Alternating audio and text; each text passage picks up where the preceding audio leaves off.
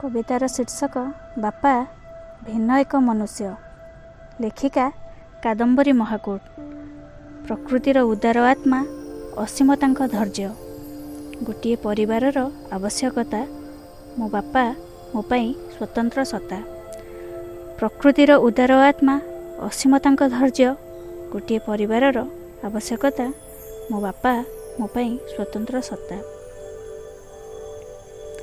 झीटीर छोट दुनियार केन्द्र बापा झीटीर छोट दुनियार केन्द्र। बापांक उत्सर्गर सर्वदा थिले मु अस्पष्ट। बापांक उत्सर्गर सर्वदा थिले मु अस्पष्ट। तांको अनुपस्थिति जणाई देउछि से थिले कर्तव्य दायित्व परिपक्व। तांको अनुपस्थिति जणाई देउछि से थिले कर्तव्यर दायित्व परिपक्व।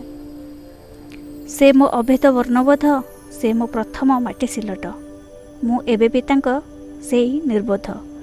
से मो जीवनर प्रथम बही मल्लाट। से मो जीवनर प्रथम बही मल्लाट। झीर सुरक्षा कवच बापांक स्नेह। झीर सुरक्षा कवच बापांक स्नेह।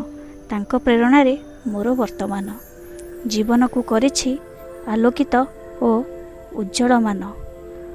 अत्यधिक शक्तिशाली केवल बापांक बंधन। अत्यधिक शक्तिशाली केवल बापांक बंधन। बापा प्रकृत रे सर्वोत्तम स्नेह त्यागर संपूर्ण। घरर शक्ति परामर्श एवं साहाय्य व्यक्ति। घरर शक्ति परामर्श एवं साहाय्य व्यक्ति। तुमे संतानर आदर्श चिर सम्मानास्पद।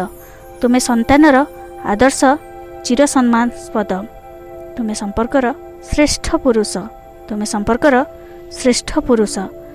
बापा तुमे प्रभुंकर दूत वा भिन्न एक मनुष्य।